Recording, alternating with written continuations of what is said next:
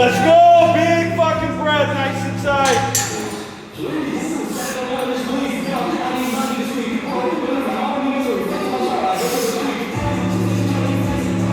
Yeah! Rep that shit! 2 more, nice and tight, trust your positioning.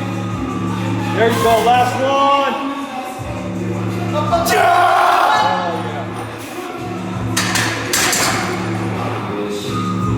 Good shit, bro.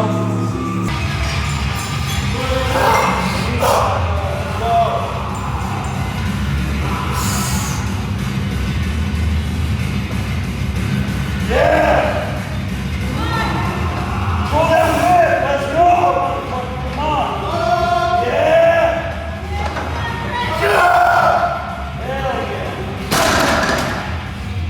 Shit.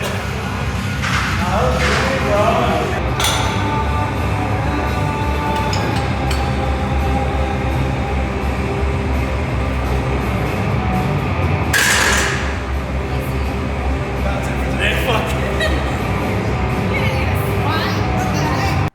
How's it going, YouTube? Great performance for this week's training. Really solid numbers for squat and bench, and a huge PR on my deadlifts. And I'm not surprised by any of that, to be honest. My training has been going so well because I feel like I've been making some really smart calls with how I interpret and execute the RPEs prescribed to me for my top sets. And in this video, I'm going to go over how I use RPE as a tool in my training and how you can also apply it to your own training to maximize your strength.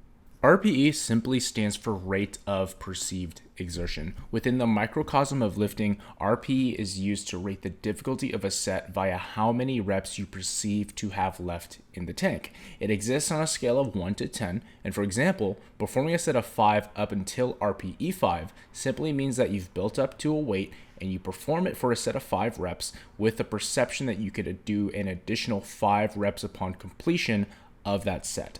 Any set performed to RPE 6 means you'd only perceive 4 reps left in the tank, RPE 7 only 3, RPE 8 just 2, and so on. RPE is an incredibly intuitive tool, and if you are to use RPE, then you need to learn how to be aware of your body to be successful with RPE-based training. RPE is such an effective tool because who else can experience the things you are experiencing best but yourself?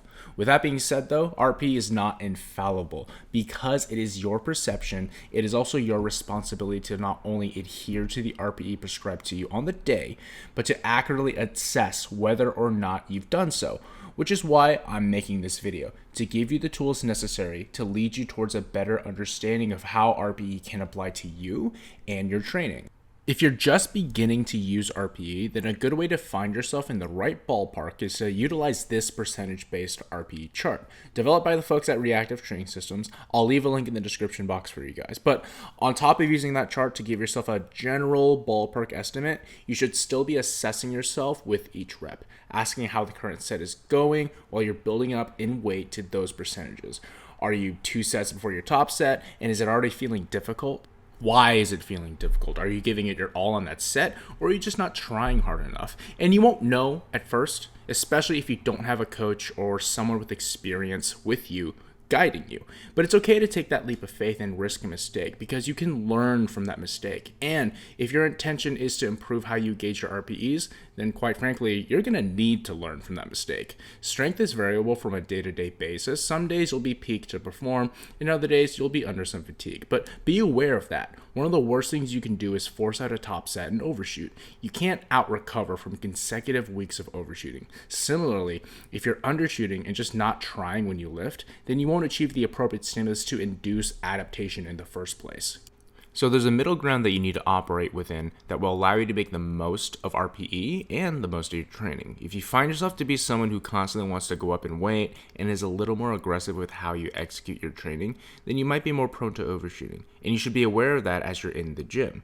On the other hand, and to put it nicely, if you're a little more apprehensive in the gym and are prone to undershooting, then don't be afraid to push yourself. Again, take that leap of faith. Worst case scenario, you miss the lift, hopefully due to muscular failure, not because you just gave up. But the point still stands that in the worst case scenario, you miss, but now there's an opportunity for you to learn from that missed lift or overshot lift. For those that already have some exposure to RPE, what I want you to understand is that RPE should not be treated as an excuse to go all out or to hardly try at all. Let's take a single at RPE 6 for example. Another way of looking at it is that one rep you have to perform is the start of a 5 rep max. And unless you're a bitch, a single at 6 is pretty demanding in that regard. So just because RPE 6 seems so light doesn't mean it should be taken lightly. Likewise, RPEs of 8 to 9, although very close to failure, doesn't mean that you actually reach failure. You still have those 1 or 2 reps left in the tank. What I really want you to consider and try for yourselves is viewing your RPEs not as a hard number that you're trying to stretch and make the most of maximally, but a hard number that's capped, meaning you'd exert nothing more than what was prescribed. That isn't to say that there won't be days where you can't send it. Perhaps it's an expression week, or maybe you've been just really good about adhering to your RPEs and just, honest to God, feel like having a little chaotic fun. There's a time and place for everything, and even I find myself consciously choosing to undershoot on some days because I know going up just isn't worth it. The caveat being that it was a conscious decision, in the same way that me deciding to send it is a conscious decision. Beyond the issues of inaccurately gauging RPEs, the RPE system can also be extremely dependent on the quality of your movement. In the example of my squat top set, my second rep actually felt harder than the last 2 reps because I admittedly rushed that rep and could feel myself tip forward ever so slightly, causing my back to pick up some more of the work. Whereas in the latter 2 reps, I proceeded to fix that and stayed in my quads and hips a lot better. That's something not anyone can just do until they've had enough experience with moving heavy weights and knowing their bodies well enough to keep going. But you also don't reach that point without making your fair share of mistakes with RPE. I've been admitting a number of things here, so thanks for the free therapy session, but I went from being a constant overshooter to a notorious undershooter, back to an overshooter, to where I'm at now. It all comes in phases, and ideally, you'll gain an experience and wisdom from each phase. So while you should neither overshoot nor undershoot, continue to play into what you know you are not to become a more realized lifter. It's not about being right. It's not even about being perfect. It's just about learning from your mistakes. I hope you've gained something from this video. I feel like people don't discuss RPE in this light, or maybe I'm just watching the wrong side of YouTube fitness, but regardless, I hope you leave this video thinking a little bit more about how you view RPE and how you can expand that view for yourself. That's all for this video, guys. I'll see you in the next one.